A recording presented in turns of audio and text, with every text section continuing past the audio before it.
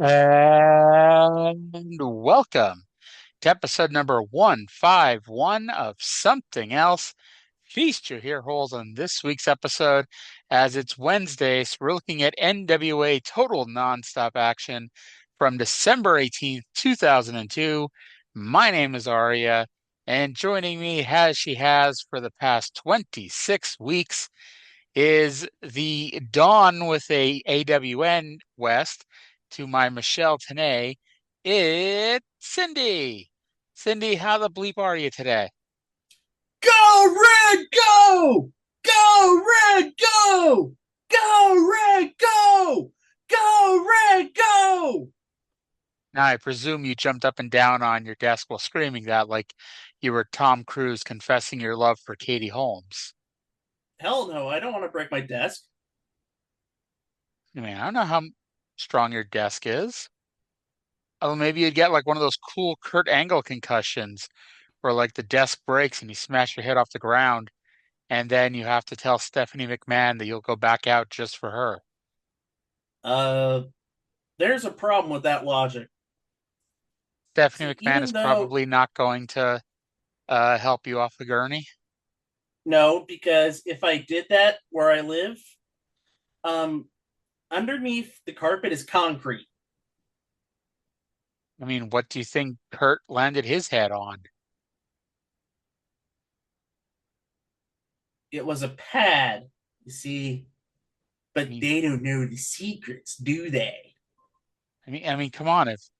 If Kurt Angle can smash his head off the ground, get concussed, and come out and wrestle a main event on a pay-per-view, you're telling me you can't smash your head off the ground, be wheeled away, but come back to finish the main event of a podcast? That's the difference between somebody who's 230 pounds and somebody who's well over 230 pounds. I didn't know Kurt was over 230 pounds like that. Huh, that's wacky. But anywho, it's the final episode of 2002. Uh, Hallelujah. Did you think we were ever going to get to this point when we started this endeavor 6 months ago? Well, you mentioned that Brian and Vinny quit November 5. Yep. And we've made it, what now, 6 weeks more than they did? Um, Pussies. I know, but sometimes I think they had the right idea. This show, this episode, it's bipolar, and we'll get to it, but there is some very, very good stuff, and there is some shit that just some really shitty shit. But I we'll get to that here. I think it Um, could be mhm, a lot of it could be explained away because this felt like 3 weeks of content crammed into one show. yes, and I mean, there was a big problem. One of the Jarrett segment, the in-ring segment with Jarrett and Russo, that went way over time, and so a lot of stuff had to be cut. And instead of cutting, you know, I mean, the matches weren't bad, but it's like, especially like there's like a 30-minute period where they have like three matches in a row that are just like nobody gives a fuck about them because it's like we'll get to it, but it's like it was like Murderer's Row of bad wrestling matches, except they weren't really bad. I mean, one was a nothing match, but I mean, the other two matches were all right. But, you know, the first hour of this show is a long talking segment, a 20-minute match, and then a long talking segment. And that's the first hour of the show. And like honestly, it killed the crowd until the main event. But we'll get to that. But before we talk about how much the crowd gets killed, let's plug some schedule stuff here. So not only is this the last TNA show of the year, but this is the last Cyndi show for the year. Yep, Cyndi and I will be back on what the hell date is that? January 8th? Yeah, it'll be January January 8th. 8th. Yeah. And that'll be the next TNA show. because ultimately, even if the next 2 weeks weren't Christmas and New Year's Day, and Cindy, I love you, but I have zero desire to do a show with you on Christmas Day, even though I don't celebrate the holiday myself. But you know, even if it wasn't, we're trying to keep it on the anniversary date, the 22 years ago today thing that we've been going. So Cindy and I'll be back on January 8th. Tomorrow, of course, is the final Smoky Mountain show for the year. Tuesday, Christmas Eve, we will drop a show. Um, tr tr Jesus Christ, it'd be nice if I could remember the names of my co-hosts. Trey and I will be doing this Tuesday the December 24th World Class and the December 24th and 31st Mid-South Wrestlings. And while I've mentioned this before, those aren't really year in review shows per se, but they are different types of shows. So I think it'll be easy to get done the three shows in one as opposed to the two we normally do. I've said this before, but at some point over the ensuing week and a half, 2 weeks, I'm going to throw up a special bonus show of just the pre-show stuff that Trey and I have been doing for months now that I never did anything with. So that'll be a fun listen to. At some point, Trey and I are going to do a post Tokyo Dome show. I believe the plan right now is to do it on Sunday the 5th after Wrestle Dynasty and do both shows in one. And then we'll be back to normal after that point. That first Tuesday, the 7th, it's one of those weird weeks where Mid-South gets skipped. So we're going to be doing the Christmas Star Wars. And at that point, we'll be caught up and be back to normal. Mhm. So, Cindy, what are you planning on doing on your vacation? Got any fun plans while you're not podcasting? Probably gonna maybe stream some stuff. Uh, like I want to play some games. I want to start speedrunning Tetris 2 again. There's some other games that I've been playing that I do want to stream, like Vampire Survivors and Balatro. It's just that if I'm working mandatory overtime on Saturdays, that really limits my time because Sunday I like to watch Red Zone with friends, Oh, and I'll have Christmas Day off. I'll have New Year's Day off because there's no mail delivery and the courts are closed. good. So, did you watch Red Zone today? Yes, You I know, did, okay, why the fuck are there commercials on Red Zone? because apparently 7 hours of commercial free football wasn't enough of a draw for anything. That's like, I get, and I'm sure somebody out there will be like, why are you complaining? There's only like three or four commercials. Like, yes, there were three or four commercials, but it's like during an NFL game or any TV show, there are pre-planned spots to insert a commercial in. Red Zone, like it's not set up to throw up a bunch of commercials unless you did it like, you know, at the end of the 1 o'clock games just before the 4:25 game started, or during when most of the games were in halftime. You want to throw up a commercial then? But like these are like during, you know, I don't want to say key parts of the game, but during parts of the game you'd want to be paying attention to. All of a sudden there's an ad for Verizon on the side of the screen that's also playing the dominant audio. And there was Yeah, no I saw that warning. too. Yeah. There was no warning either. It's like just all of a sudden, like the Verizon ad plays, and it's like, what the fuck? And then there was a couple other ads during the show. And so I guess that's a new thing. No more 7 hours of commercial-free football.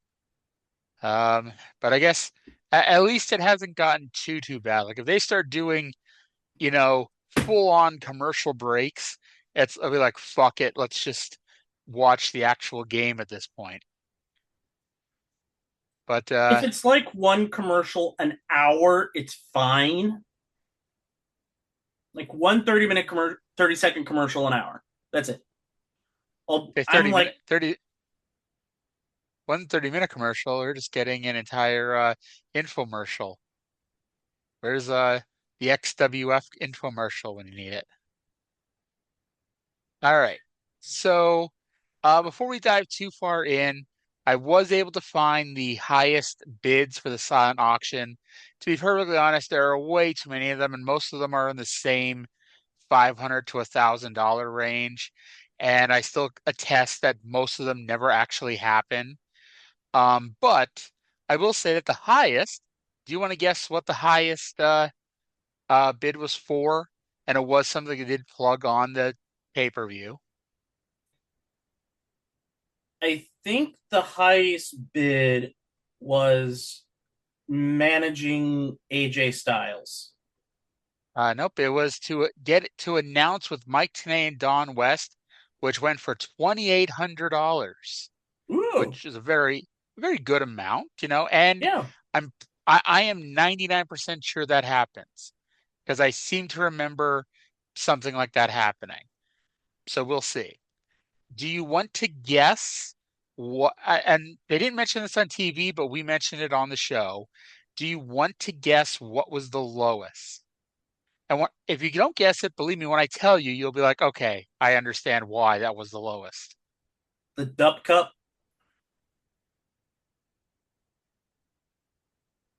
Are you I still think there? that went for only $50. What was that? I'm gonna say the Dup Cup. Nope, that you're close, but the Duck Cup was not the lowest. I think that went for like 50 or 75. It was the Duck Cup Outhouse, which went for $25. I I'd like to imagine that TNA was not wasting that much money at the beginning to get a worked outhouse. Um, so it makes you wonder how big of a mark do you have to be to go buy an outhouse that just happened to be used in a wrestling angle. I don't know. Maybe somebody they're right near like a wooded area and just wanted an outhouse. Like they didn't want to build an outhouse because that would probably cost like about $100 in lumber, and they didn't want to put the effort into actually building the outhouse. So if somebody's selling one for $25, put it out there Is there and really just dig a big hole. is there really any lumber involved? It's just like, isn't it a plasty potty? No, because you got I to have the outside because you got to build the yeah, structure. but you're getting the structure. You're getting the porta john, the Exactly. you know, So you're just digging like a big hole eh, and what, putting the outhouse over it. eh, whatever. So I do have some bad news. Not just that we have to continue watching the show, but this is it for Jerry Jarrett's book. Jerry Jarrett's book was just 2002, was his 2002 diary slash journal. So come 2003, I'm gonna just dig through the corresponding week in the Wrestling Observer and see what Dave reports. And obviously, it's not the same as reading Jerry Jarrett flipping out about Vince Russo being an incompetent asshole, but it'll have to do to give you an idea of what's going on in this time period. But for our final look into Jerry Jarrett's book, um, the big thing was that Jerry booked 6 surprise talents on this show, but the TNA website spoiled 3 of them. And I imagine, and I don't know because I wasn't able to find anything about this, but I'm assuming the 3 that were spoiled were Daniels, Low Key, and Skipper. And Yep. to show you exactly how much those other surprises meant, I spent the first 5 minutes of this show trying to remember who the 6th surprise was. And then because it ended up being so disappointing, it took me this long to remember. And we'll get to that reveal. No, no jumping the gun, but we'll get to that reveal, Cindy, won't we? Oh, it's very disappointing. It is a former champion. Say that. This man won multiple championships. So it. Not only did he win multiple championships on a nationally televised wrestling show. But so all right. Then the other big thing was Jeremy Borash is going to Australia on Jerry Jarrett's behalf to negotiate with pay-per-view providers down under to bring the TNA show there. And spoiler alert, JB is moderately successful at that. But for now, on to the show. They start the show by playing a video package of Jeff Jarrett's recent worldwide tour with the World Wrestling All-Stars promotion, defending the NWA title in Scotland, England, and Ireland, and in Japan for 0-1. And they didn't really focus on it, but if you were looking, you'd see Jarrett uh, wrestling like Sting, and I think Lex Luger was in there. And I'm pretty sure he wrestled Nathan Jones, but I don't remember them showing Nathan. But just in Sting and Luger, and say what you want about Lex Luger, and obviously Sting has had a lot more shine on his reputation in the past 20 years. But Sting and Luger are two of the biggest stars to appear on this show, and they did not appear on this show. Um, Right. But they'll appear later. oh, they picked.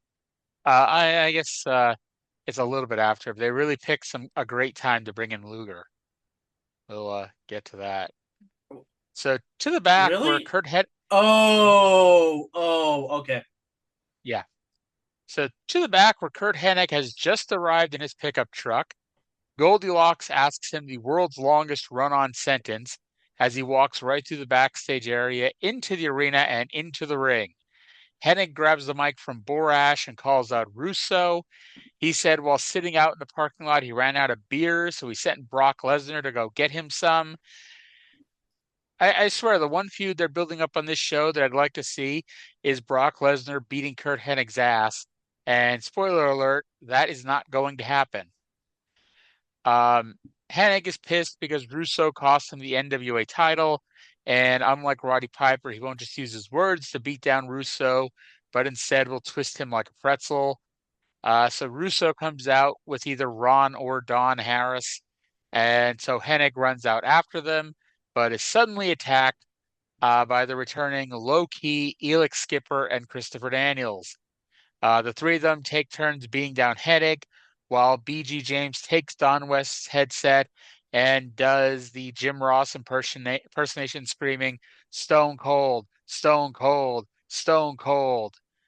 Russo welcomes Hennig to Sports Entertainment Extreme, while Ron and/or Don and Don and/or Ron run around taking down almost everything with the TNA logo on it. Thoughts on this wacky little opening segment? First of all, BG did the worst JR impersonation of all time, in my opinion. Like, It it was it not was very awful. good. And Mhm. if anything, if you're doing a JR impersonation, you don't traditionally don't do Stone Cold, by God, gang, Stone Cold. What you do is you go, by God, Elix Skipper with Kurt hitting like a government mule, or something like that. Okay, that ruined my throat. That was an awful idea, and I regret doing it. That was after I had you do a Don West impression to start the show. Yeah. Um, Anyway, it, I like it the return mhm. of Skipper, Daniels, and Loki. We only saw Daniels once. Maybe twice, but yeah, it was not he was not a frequent visitor before uh you know at, and Russo hints at it later and at least hey, someone may have told Russo, hey, let's if you're going to do a shoot promo, you got to do something with enough of it that's true, so when you get in the bullshit, it's something because he points out Daniels lives in California and they weren't going to fly him in when they were losing a shit ton of money. Like the story about Red and the SATs taking a bus from New York to Nashville, it's a true story. You know, they were not spending the big bucks right now to fly people in early. They weren't in July, you know. But so that was true enough. And but we'll get to that. Um, it, I don't even know. Like, I'd say it's like they're building up Kurt Hennig as the number two babyface in the promotion, which is just a really, really bad idea. And I know it's like it's easy to say this because he's dead in like 6 weeks, but you can just see Kurt Hennig is not all there. He No. is like he's out of it. And like Jerry Jarrett has never brought up any of the Kurt Hennig Brock Lesnar comments, and I'm a little surprised by that because he makes sure to mention all the dumb little things that other people say. So I don't know. It's like he Like, I don't even yeah, know it like was what quite awkward. it's like this is and this is the last run obviously. This is the last run of Kurt Hennig. And you would think that, he might in his mind be like, okay, I got to go out there and kick some ass and kill it. So this way, maybe WWE will take me back and I'll get one good final run there. And it's not. And I'm honestly a little surprised because I'm pretty sure he didn't do any of the World Wrestling All-Star tours, which was a little surprising because they were bringing in all the fucking ex-WCW guys that they could. So you think he would have been a prime choice for that? But yeah, Hennig as the number two babyface. I mean, when your number one babyface is Jeff Jarrett, it's really a slippery slope to get to number two, I guess. But I'm fairly certain, and maybe he does do this, and I just don't remember it. But I'm sure if he was going to be around for a whole lot longer, he was going to turn heel pretty soon. Because I mean, it's a Russo thing; everyone has to turn heel all the time. And plus, he also worked with Kurt Hennig before. He was like a manager ish type of thing. Who worked with Kurt Hennig before? Russo, because like the Yeah. first Russo run in WCW. Hmm. He also worked, well, I don't say worked with him might be a strong word, but when they did that April 10th, 2000 Nitro, Kurt Hennig was on that, and he was wrestling Jarrett, and then he ended up in a feud with fucking Sean Stasiak for like a month, and I think it was soon after that that he got future endeavored by WCW. Yeah, Um, his last match was on Worldwide, yeah, where he uh, defeated Wildcat Chris Harris. there you go. You know, Uh, then he did Puerto Rico, uh, WLW, where he jobbed to Butch Reed of all people, and then he did XWF, and then he got his WWF run. Then the plane ride from hell, and he just sat at home until TNA came calling. And that was it. until Dixie Carter opened up the pocketbook. So back to the back where Goldilocks asks Bullet Bob Armstrong about what is going on. Coincidence of all coincidences, AJ Styles, who, if you recall, last week attacked Jeff Jarrett, just happened to be walking by at that exact moment. Bob asked him why he was with Russo. AJ said he wasn't with Russo. He just wanted a shot at the heavyweight title. And eagle-eyed viewers would see that this segment was the debut of the new TNA logo. If you look behind Goldilocks, there was a poster on the wall for TNA, and at the bottom was the TNA logo that they had for like a good 10 years, I want to say. If you think about that old TNA logo, it's the one you're probably thinking of. Um, and And it's the one they're that's what currently happened. using. Uh, yeah, I guess now they're kind of using it. It's kind of got more of a takeoff of it, but yeah. Um, but this AJ Styles thing, now we're basically doing two set.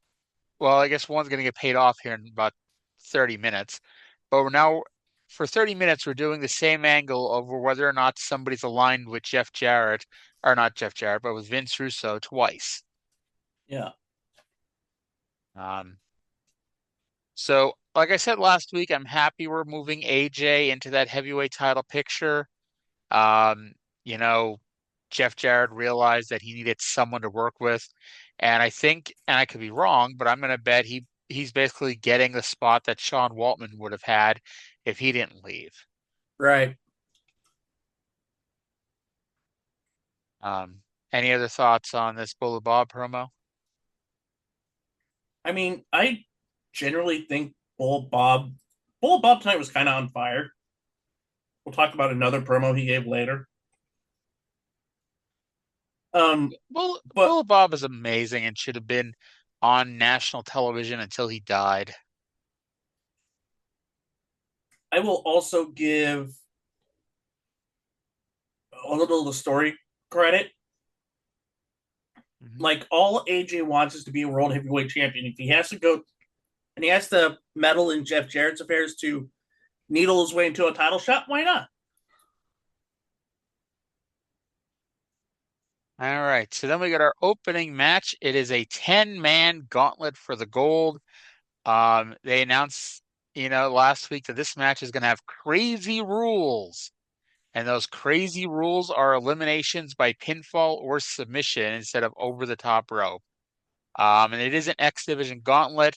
And they say that the order of elimination will determine the rankings in the X Division going into 2003, to which I call bullshit for a number of reasons, not the least of which is, they did this back in July. They did a 6-man elimination match on one of the TNA pay-per-views. And they're like, oh, this is the ranking. So the winner is number one, first runner up's number two, et cetera, et cetera.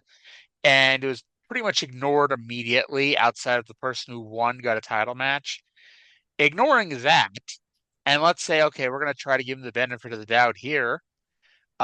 Jerry Lynn, Sonny Siaki, and Easy Money are going to have a three-way X Division title match later. Does that mean that the two people who don't win that match are at best the number 11 and number 12 contenders for the X Division title? Or that AJ Styles, who, yeah, he's going for the heavyweight title, but I mean, he's never had a heavyweight match, so I'd still keep him in the X Division rankings. You're telling me that AJ Styles isn't in the top 10 either? Well, I think he was. If he was originally scheduled for this match, it got pulled because Jarrett. So I don't. here's what happened. Mhm. Jason Cross comes out. He's number one. Amazing Red comes out. He's number two. When they're in the ring, we see Jeff Jarrett kicking AJ Styles' ass. I don't think AJ is supposed to be in it because they said, like, because they had said that Daniels, Low Key, and Skipper are supposed to be in the gauntlet match, but they got pulled and replaced because of their actions from earlier. I think if AJ Styles was going to be in it, they would have said, and AJ was supposed to be in it, but Jeff Jarrett kicked his ass, so no. All right. But, And you but could hear that, Plumtree. You could hear mhm. Wonderful Plumtree said, "I'm trying to talk to him, but he wouldn't listen." Now, this is one of those big TNA things. We can't just have one thing happening at a time. We can't just have a 10-man gauntlet match.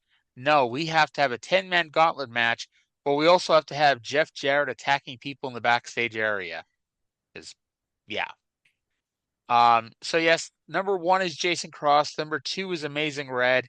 So the start of the match is Red Cross, and it's TNA. And what's the rule about TNA gauntlet matches? If you're number one, you're probably going to win it. And here we are. So we have 90-second intervals between entrants, and I like that, we've improved production. slightly because now we've got the clock on the screen. It's not that janky clock that they had back on June 19th. It's a good clock that can be easily read. Um, and I wrote and I foresaw the future here. This could become a giant clusterfuck if people aren't eliminated quickly. Um, and by the way, Daniels, Loki, and Skipper were replaced by the SAT and Ace Steel, who just happened to be standing around backstage. So thankfully for that. They probably were in kayfabe probably going to do a match for Explosion. But Explosion happens before the show, so theoretically that would have already happened. So number 3 is Tony Mamaluke. Number 4 is Jimmy Rave. Cross, I wrote, goes for a big what a maneuver, but Mamaluke sent him flying to the outside. Number 5 is Shark Boy, who assists with a giant stacked up stupid plex. At this point, Mortimer Plumtree walks down and joins the broadcast table, and he talks about a giant problem with the NWA holding down AJ Styles. Number 6 is Kid Cash, and there's some good news and some bad news with the production here. The good news is they go to a split screen, which theoretically will make it easier to follow all the action that's going on. The bad news is it was impossible to see what the hell was going on because everyone was just fighting all over the place. It was like watching No, World War III all over again.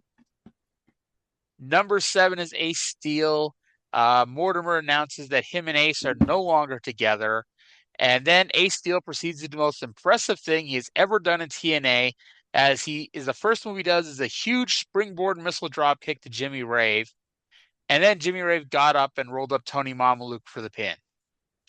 Number 8 is Jose Maximo. Before that, though, Somehow, Jimmy hmm? Rave gets eliminated by Shark Boy with the Dead Sea Drop. uh, Jimmy Rave got rolled up by Tony Mamaluke, I thought. No, Jimmy Like Shark, Rave like rolled. Shark. Tommy Mamaluke got rolled up No, by Jim. Jimmy Rave. Jimmy Rave then got pinned by Shark Boy when Shark Boy gave him the Dead Sea Drop. Yeah, but that all kind of happened during Jose Maximo's entrance because then Shark Boy got eliminated, and I like honestly they just announced Shark Boy and Jimmy Rave were eliminated, and honestly I didn't even fucking see what the hell was going on. Apparently you did. I wrote, "Dear God, this is confusing and all over the place. Everyone is hitting moves off camera as the director keeps cutting away too late." Number 9 is Joel Maximo. Mortimer Plumtree is throwing a hissy fit at the broadcast table because Mike and Don aren't showing him respect. Kid Cash starts throwing shares at people like he's Sabu. Number 10, lucky number 10, is David Young, who I think he's been here since then, but like they made it sound like he hadn't been here since July, but I could swear he's been here since. He But has that never-ending tour of Japan. so David Young always looks good, and it's wacky that he never gets a push. Like honestly, the closest thing he had to a push in TNA was that first couple weeks where he was with that girl who didn't pay attention to him, Bobcat. who I can't Bobcat. Yeah. Um So we got David Young, Kid Cash, both Maximos, Amazing Red, Ace Steel, and Jason Cross. One of these men are going to WrestleMania. I mean, one of these men will win this random gauntlet match because unless I'm forgetting something, none of these men will ever wrestle at WrestleMania. Um, Steele decides that now's the time to be competent. He hits a double springboard crossbody block onto a pile of people outside. Jason Cross then does a twisting dive onto the pile and kicks Steele right in the fucking face. See what happens, Ace, when you try to put forth effort? Red then does a dive, and Steele was smart enough to stay out of the way of that one. Cash does a springboard flip dive onto everyone, and then it was Titanic time. If this was a real battle royal, everyone would be thrown over the top rope. Instead, it was time for everyone to be pinned. Red pinned Young with an infrared. Steel pinned Jose with a tornado DDT off the top rope, which just while I'm in the middle of listing up moves quickly, that was fucking insane. They were both legitimately standing on the top rope, and Ace Steel, with his back to the crowd, gave Jose Maximo a tornado DDT off of the top rope like that. Joel then rolled up a Steel and cash pinned Joel with a Hurricanrana. All of those happened in about a minute, which took us down to Cash Red Cross because we're up for the subliminal messaging here. And weren't we just doing that auction to donate to charity? Maybe that's what was happening here. Cash and Red did some wacky move that we missed because the camera was pointed at Jason Cross's thigh for some reason. Red pinned Cash with Tornado DDT, and then Cross pinned him with a Brainbuster and the Crossfire. So yes, it's TNA. So not only did it come down to the first two people in the match, but number one went coast to coast and won it all. Yay. So there was a lot wrong with this match, but very little of it was due to the wrestlers themselves.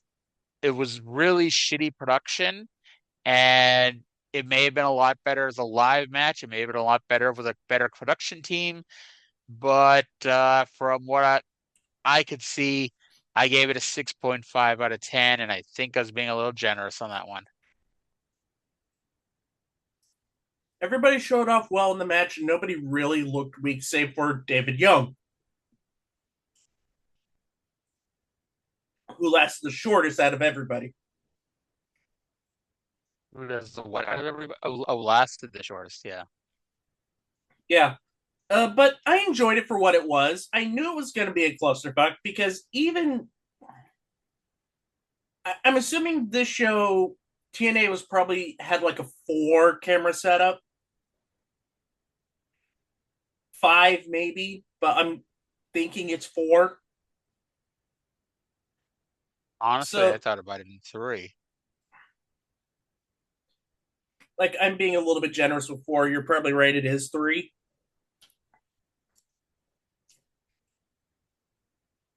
Maybe it is 4. 3 in the arena, 1 backstage. Yeah, but most of those are pre-tapes. That is true. Anyway, I gave it a 7 out of 10. I thought the actual was good enough for it.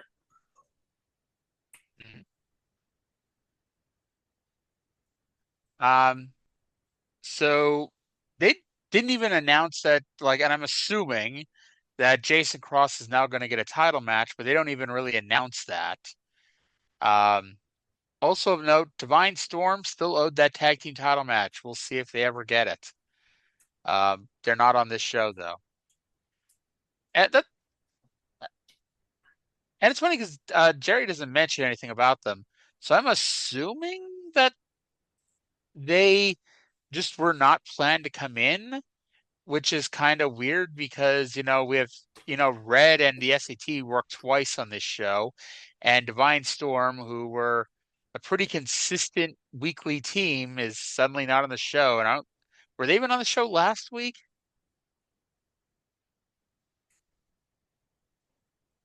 Um, yeah, they beat America's Most Wanted. I thought that was the week before. Well, either way, so Jason Cross, we'll see if he gets an X Division title match. And they didn't actually say it was for a title shot, but I mean, he's now allegedly the number one contender. Um, and honestly, I was honestly ready to say that it's probably a lose that he's probably never going to be seen again. But no, he's actually here off and on until the end of May.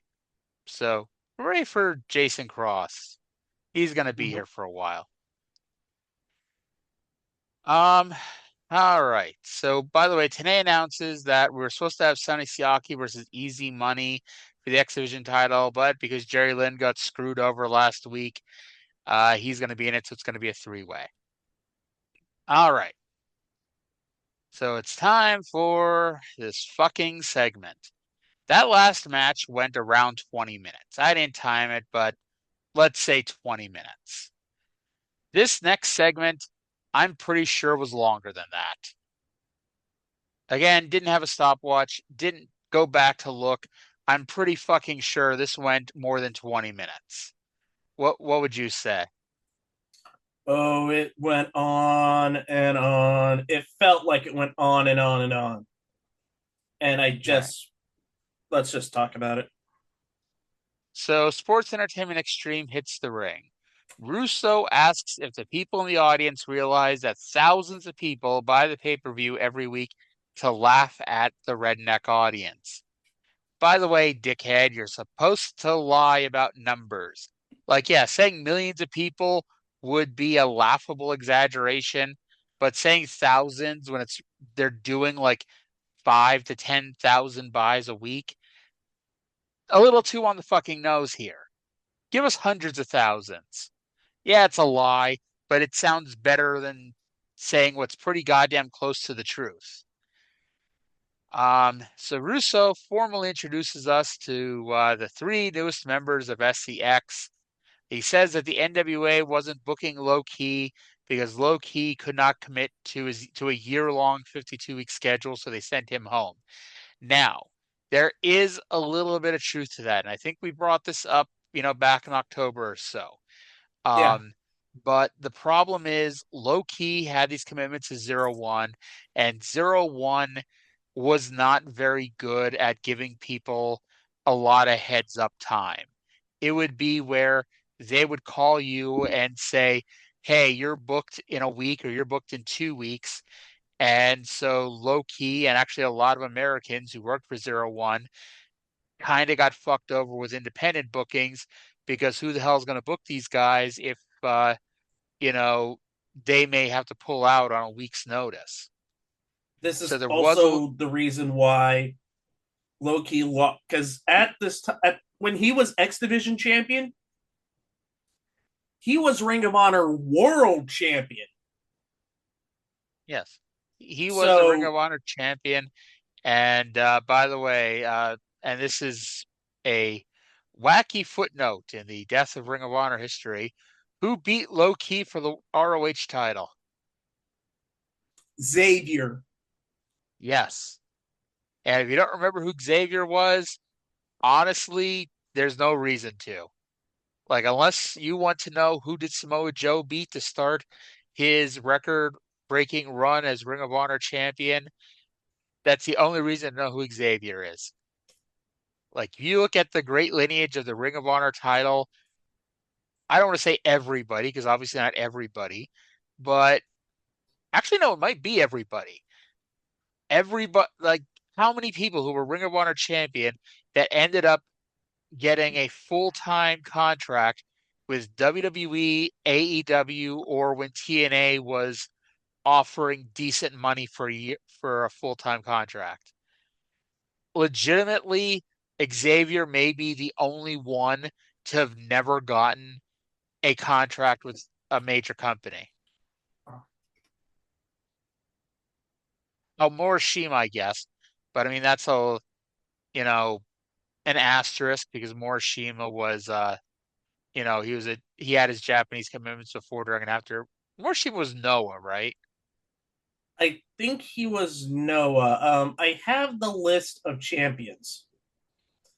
I Um, guess technically Jerry Lynn did not get a real run afterwards, but I mean Jerry Lynn he had many runs before that, and I guess he did a couple months in TNA in like 2011, but I mean yeah, looking down this list, Elgin might be the only other person.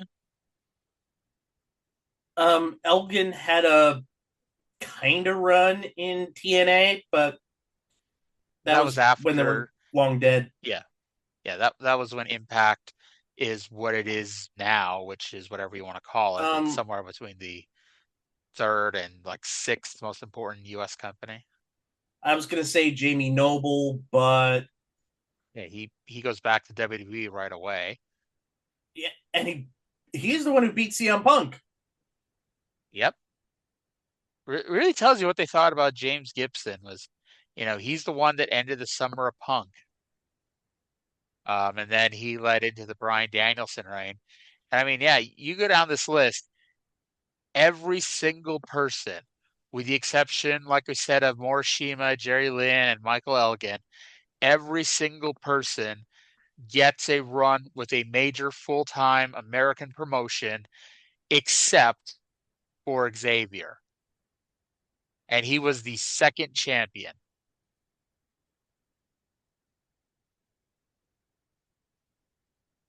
I I'm looking at the rest of the list. I mean, You some of you them, could you could kind of go ahead. say PCO, but he worked before. I guess I missed PCO in that list, but yeah, Uh, 2000. PCO, He won it on yeah, Battle 2019. yeah, I remember that once he said it. He beat him and Roosh. Like people talk about, ROH dying because AEW became a thing. It's like, I'm sorry, like I love, the wrestlers who were in Ring of Honor at the time. It's like PCO should not been considered for the Ring of Honor world title. Just saying. Um, but then they got killed during the pandemic. Like that, was a shitty, shitty time for that. And then they got bought out by AEW after that. I guess you could say Jonathan Gresham didn't get a major run with the company, but that honestly had to do whatever those issues were, with him and TK and all that. Yeah, that was definitely the case. It's funny. I never really thought of Jonathan Gresham as being short until he wrestled Claudio that time. Because Claudio is deceptively tall, and it looked like Claudio was wrestling a little person. Hmm. Which, yeah. Alrighty. So All I guess right, back to this segment. back. Why couldn't we talk more about ROH? So Maybe Russo. idea for a new show in the future, but that would have to maybe go back and watch Ring of Honor TV. Hmm, we can maybe one day figure that out. But anyway, Russo tells Low Key to let him know when he needs time off, and he has it. He talks about, we mentioned this earlier, that Christopher Daniels wasn't being used because the plane ticket to bring him in from California was too high. And then we got into the stupid part where I guess Elix Skipper wasn't being used because Elix Skipper asked for a pay raise. And, Russo was trying to get Skipper to say how much he asked for. And Skipper ignored him basically and just said whatever the hell he wanted to say. But Russo said he would buy Daniels a plane and line Skipper's pockets with cash before making sure Skipper gets laid twice a week. Because, yeah, that's the other No, no, thing. no, Russo, not twice a week, twice a day. oh, they said twice a week. Yeah. Um, Russo talks about sex a lot and not just the name of the promotion. Again, he's married with children, which means that he's theoretically had sex before.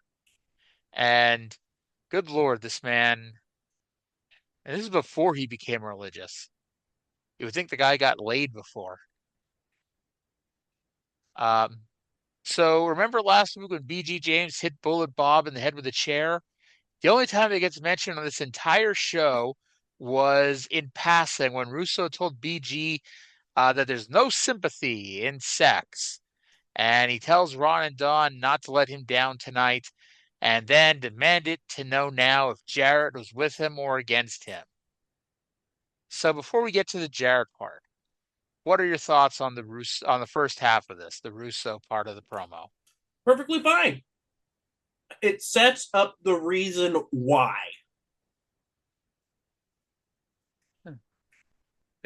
I mean, I'll be honest, it's like it wasn't a bad promo at all. It's like with all Vince Russo promos, he's got good delivery. He is an asshole, so it's easy for people to dislike him, but you know, he doesn't understand when is the right time to cut a shoot promo to make it matter. and I forget what video it was, but I was just watching a Paul Heyman video on YouTube the other day, and he talked about, well, he wasn't really talking about Vince Russo, but he was talking about shoot promos, and he mentioned that, this is something Vince Russo could learn, and talked about, basically a shoot promo is you need to say something that the fans can sit here and buy as real as part of the show. Like if you go out there and say, "Oh, AJ Styles' dad left him, and he's a crappy father," like no one knows or gives a fuck about what you're talking about. But if you're able to take it and use it as part of the storyline, that's what makes it great and memorable. And that's what Russo never understood. And I brought that up because wasn't there a time in TNA where they had Sting talk about AJ Styles' deadbeat father or something? Like it never got brought up again, which is just classic Vince Russo. I This was probably during the main event Mafia storyline, Well, if Sting did it, definitely was because he's not, because Sting isn't typically someone to say such a thing. and apparently he hated doing it. Oh, I believe it. You know, Sting Sting hated being a heel.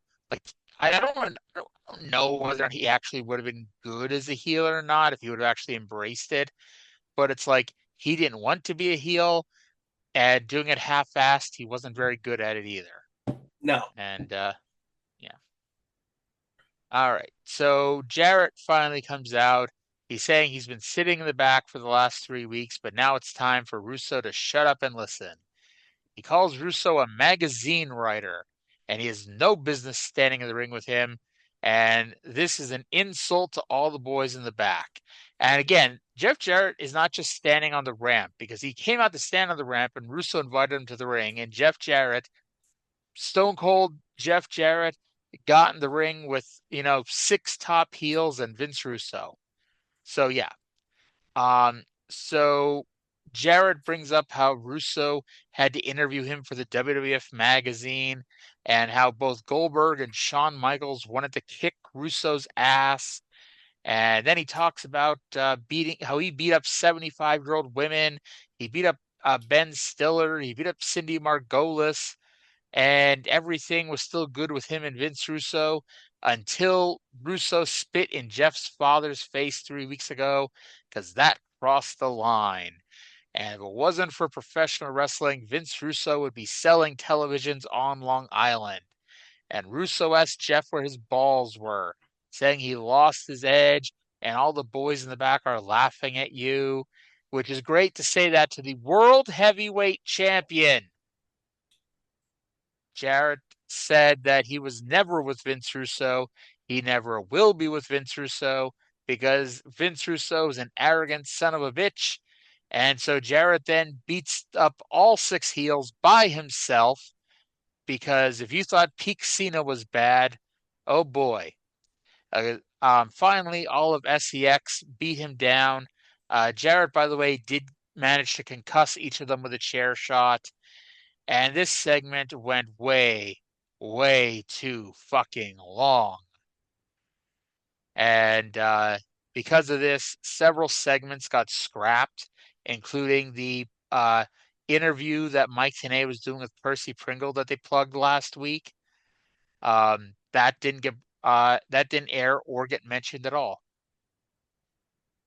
that would air 3 weeks from now. Oh yeah, I'm sure it will because I mean, they like because I'm fairly certain they taped it last week. It's just, finding a spot to drop it Yeah. in. So what did you think about this promo here with Stone Cold Jeff Jarrett? First half fine, second half was way too long. That is the story of this whole fucking thing here. And again, it's like, here's the problem. And we've mentioned Vince Russo is a fine promo. He's a pretty good heel. He's a great asshole. I want to punch Vince Russo in the face. And not even just the Vince Russo fucking up all my favorite wrestlers, why I want to punch him in the face, but Vince Russo as a heel wrestling personality, I would like to punch him in the face. However, I have no desire to watch Vince Russo wrestle Jeff Jarrett. Zero. And Vince Russo is not here to be the manager of someone who's going to be wrestling Jeff Jarrett. He's here to be a top heel himself. Like he's not Mortimer Plumtree. He himself is, the Jeff Jarrett of the first 5 months of TNA. And I know Russo wrestles a couple matches, but no one gives a fuck about Vince Russo wrestling. No one's gonna pay to see Vince Russo wrestle. And yeah,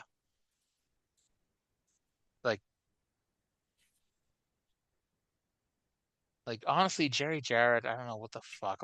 Because Jerry Jarrett, by the way, is still crediting that he is writing the whole goddamn thing.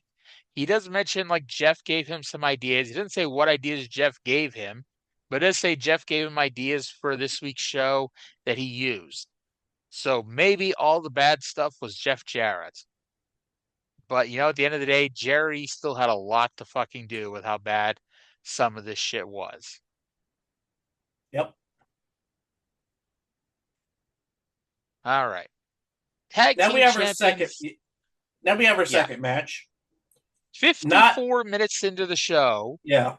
which by the way, so I was lying. I'm sorry. I said the first three segments were an hour. They weren't an hour. They were 54 minutes, so sue me. Close So enough. the new church with Jim Mitchell and Belladonna versus America's Most Wanted versus Ron and Don Harris. And despite the fact that the World Tag Team Champions are in this match, this is not for the tag team titles. This is, for some reason, a non-title match. And speaking of for some reason, seconds into the match, Percy Pringle shows up and sits in a chair on the ramp and watches for a little bit. I don't even know how long he was there for because they showed him once and then they never showed him again. I hope Percy got paid some good money for these random ass appearances. So they tried to have a regular tag team match, but the fans were paying no attention to it, so it quickly broke down into a six-way brawl. Athena ran in and gave Ron or Dawn an uppercut to the balls, which led to the highlight of the match and possibly the highlight of the show, at least until the end, which was a random appearance at the end of the match of Hawk and Animal, the Legion of Doom. And they came down and took out everybody, including Ron or Don Harris, and James Storm pinned one of them for the win.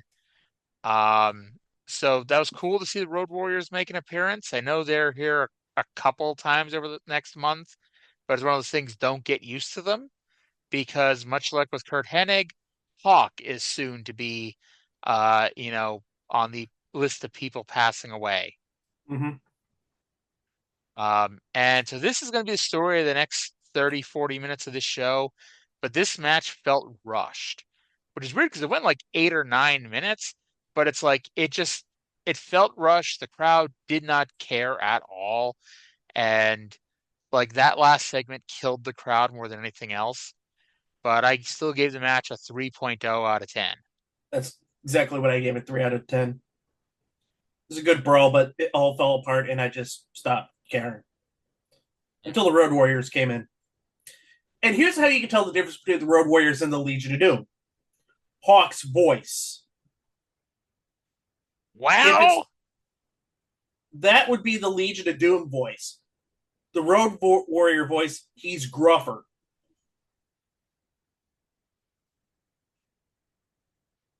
Okay. Legion of Doom is I high see that. pitched, a little higher pitched, but Road Warrior Hawk voice is, you know what I hate more than anything? That type of voice. So just as quickly as they ran in, the Road Warriors ran out of the building, stopping long enough to talk to Goldilocks to tell off Vince Russo.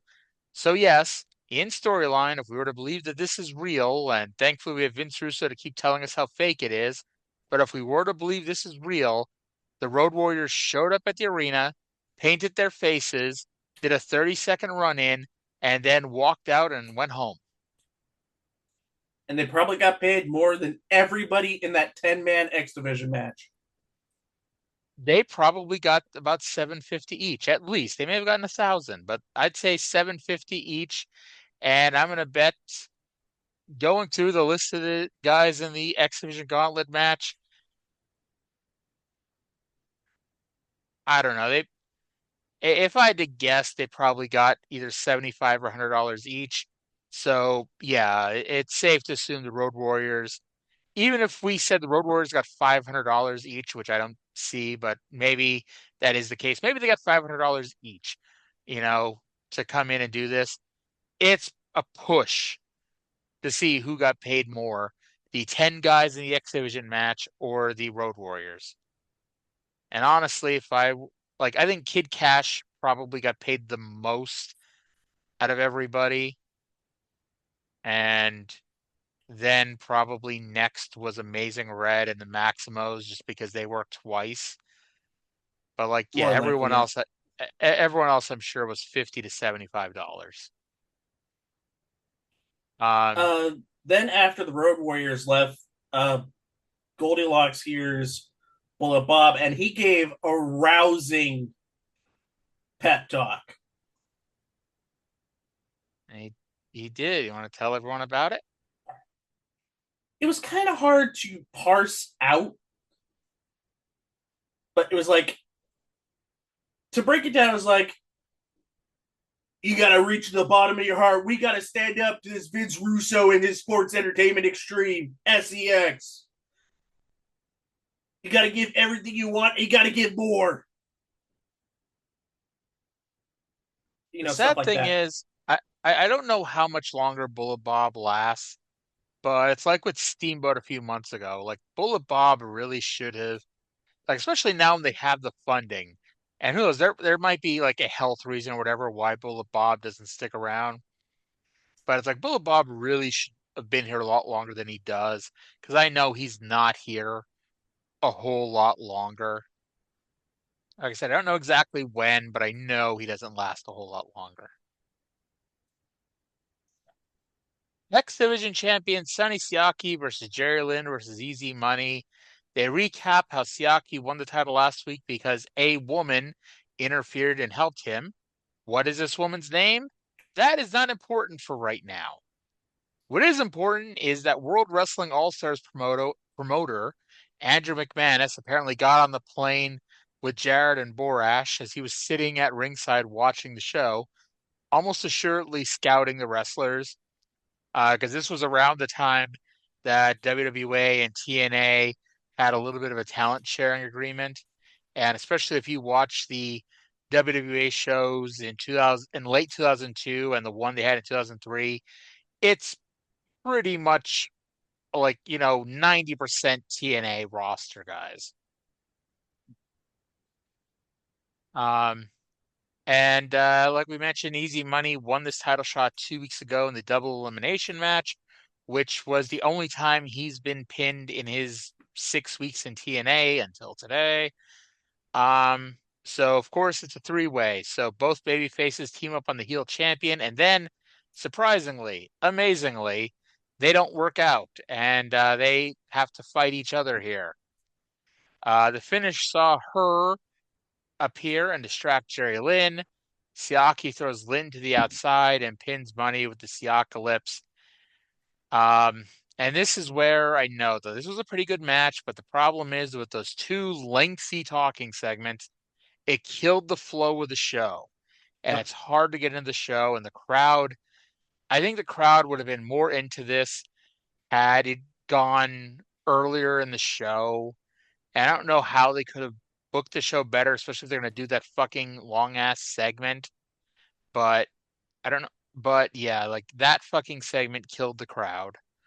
And this was another victim of that. 4.5 out of 10. I really didn't get into this match at all, but I gave it a 4.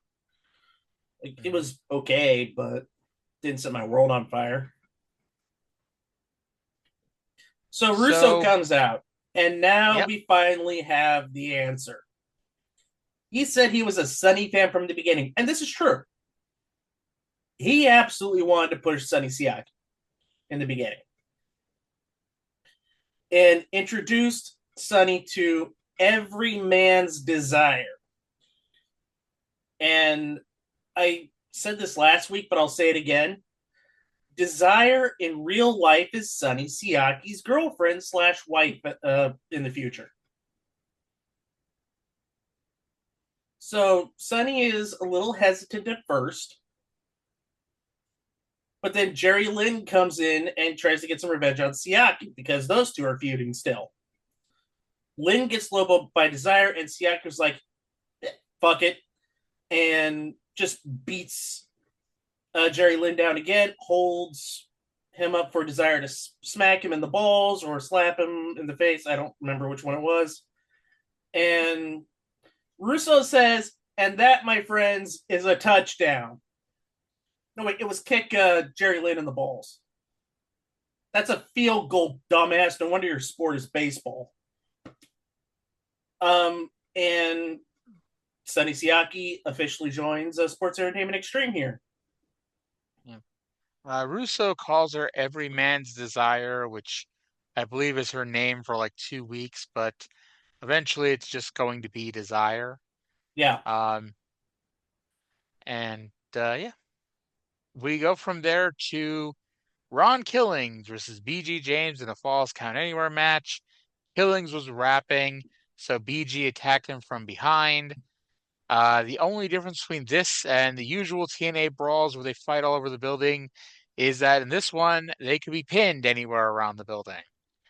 Other than that, there was not a lot of difference between this and the other 30 matches that have featured crowd brawling and weapon shots. And the finish saw Daniels, Loki, and Skipper run in, choke out the truth, and BG picks up the win in a nothing match. I thought gave it a 1.0 out of 10. Gave it a 2, which in our scales pretty much evens out. And then because we can't go 30 seconds without talking about Vince Russo, Bullet Bob Armstrong comes out and talks about Vince Russo. He calls Vince Russo a son of a bitch. And then Bob comes out with the red and the SAT and challenged Russo to send 3 of his guys for a match. And so we get Daniels, Loki, and Elix Skipper versus the Amazing Red and the SAT. And the match started with about 30 minutes left in the show, give or take a minute or two. Now, at what point during this match that started again with, about 30 minutes to go, at what point did you realize that this was the main event? 1 hour, 50 minutes into the show. That's about the time I did. I figured out almost 20 minutes into the match that this was the main event. They went about 21, 22 minutes. And that was after Red went 20 minutes in the opener, which, hey, I know we had about 8 million promo segments in the middle, but that was only an hour earlier. So, this guy, Jerry Jarrett, was booking a game of TEW, and he booked Red to wrestle 2 20-minute matches, which could not have been easy. But this was it actually had a bit of a famous moment. Don West, this is the moment when Don West got up on the announcer desk and led the crowd in chanting, "Go Red, go." And this, I could see where they were trying to go here. They were trying to get Red over to the next level. Obviously they love Red and Red's great. And they were really pushing Red here and they gave him a lot. And this was a fun 6-man X Division tag team match. And I thought it was kind of funny that 2002 TNA began with a 6-man tag team X Division match, and 2002 TNA is going to end with a 6-man tag team match with the X Division. And It, and yet it's a really, really great match. I agree. This was a lot better than the opener. Everyone was hitting big spots. Hard to keep track of all of them here, but It was great here. Key towards the end tries to climb the ropes with Red on his shoulders, but couldn't quite do it. Daniels and Skipper break up a Spanish Fly attempt to low key. And finally, by the way, remember when I said we're trying to push Amazing Red as a new top guy, especially after he pinned AJ Styles last week? For the second time on the show, Amazing Red gets pinned as low key pins Amazing Red with a Death Valley driver off the top rope. Um, I'm not sure what drugs Jerry was on this week that led to him booking this as the main event, but kudos to the booking and a tip of the cap to the six-man involved. I gave it an 8.5 out of 10. So close. So close. I gave it a 9 out of 10. There you I go. really love this match. And with both of these matches and Red, and with the Maximos as well, because fair credit to the Maximos, they held their own too. It made sense that they're in that 10-man match where you could rest a bit, but in the X division, there's really no rest at all. It was all action. Mhm. And then you have this match where he was Red getting pounded by Loki, pounded by Skipper, pounded by Daniels, and just coming back time and time again, almost pulling out the win. So many near falls for Loki, so many near falls for Loki onto Amazing Red. It really it exemplifies what people wanted out of TNA going forward. Like they could put up with this sports entertainment versus traditional wrestling thing, just that the matches are great like this. The problem Mhm. is the matches usually aren't great like this. And the reason is going to become apparent immediately. As in, Russo comes out, congratulates his guys, and then asks the stupid question: why are there tables underneath the ring? BG goes, because we put them there. Thanks a lot for breaking Uh-huh. kayfabe, fucker. Well, that was the point, though, wasn't it? Yeah, kind of, but still.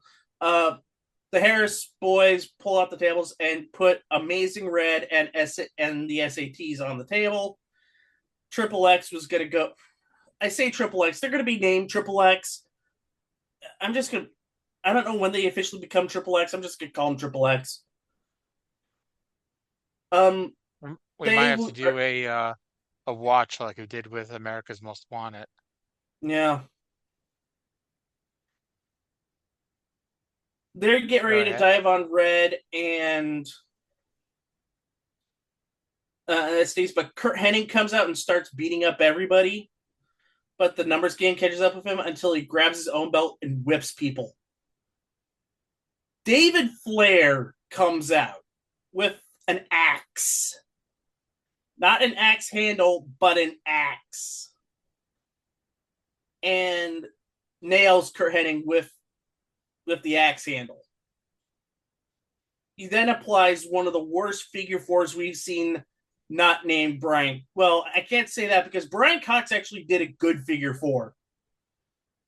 You would think David Flair would actually learn how to do a figure four. He didn't. Brian Cox, from when we did the best damn shows, did a better figure four. So then Jarrett comes out, does Jarrett things, hits everybody with the chair. And true to his word earlier in the show, AJ Styles then comes out and beats up on Jeff Jarrett. And then we get a visually interesting moment. Vince Russo, so pissed off, takes the axe and destroys the big TNA sign. And he keeps on hitting it. We see it fall. The end pops off. And Don West goes, he's gone psychotic.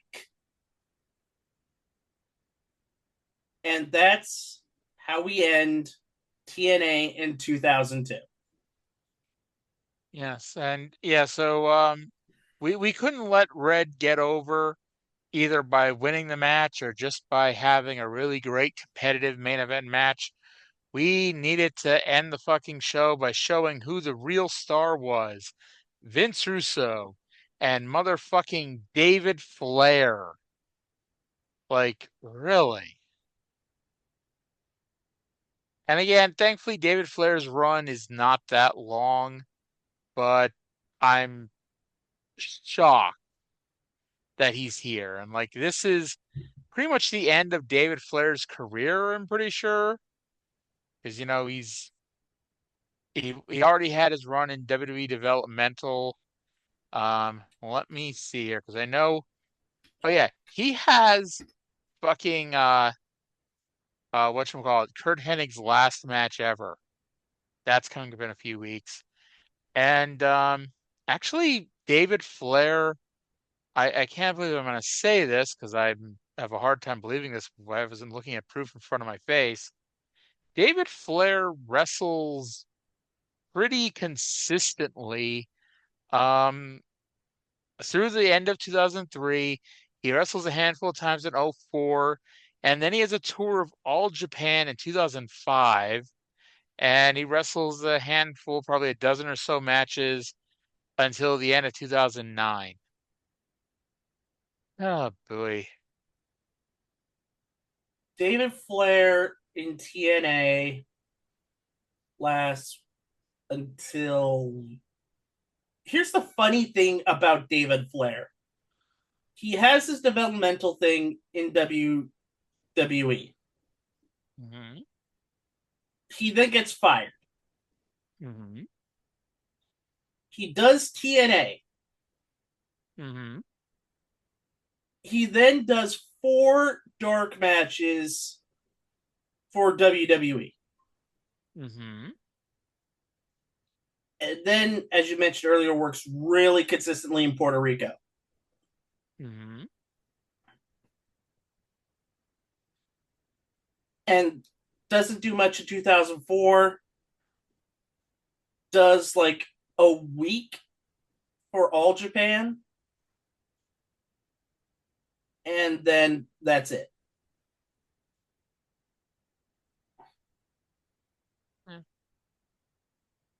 But yep. So that is TNA 2002. We're ending it with fucking David Flair. So overall match quality 4.7. Overall enjoyment. e- I didn't even know how to rate this. I gave it a 6.5. At least we finally got storyline progression with whether or not Jared was with Russo. But who the hell needs Jarrett to single-handedly lay out the heel stable by himself on multiple occasions? Future build 2.5. Literally nothing was announced for January 8th. And to be honest, at this point, with this heel stable that we've got, with the Harrises and David Flair and Road Dogg, who the hell is buying this show to see that? But at least we do have some good young talent in there now. And so it gives us an overall rating of a 4.57. For the entire show, I gave it a 5. And The it's about as thumbs in the middle as TNA's getting. And to be honest, in 2002, thumbs in the middle was pretty good for them.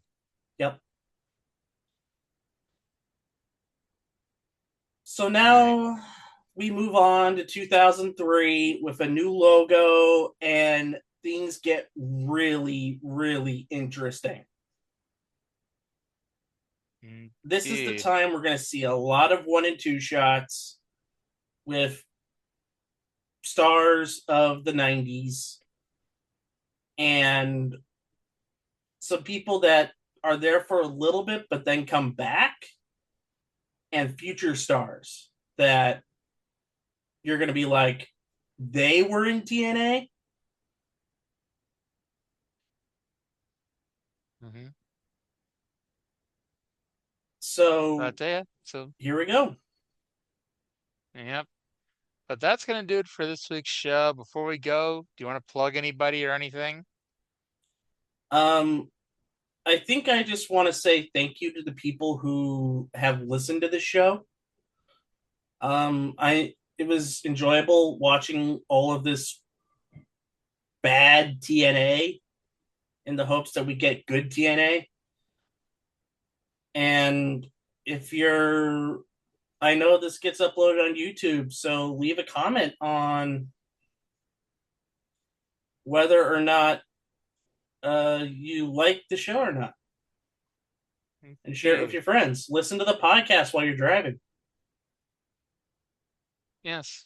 Yes, indeed. Just don't run off the road. That would be bad. But all right. I want to thank everyone for listening. Cyndi, have a good holiday. Everyone out there, hope you all have a good holiday too. And we'll be back. We'll talk to you again in 21 days.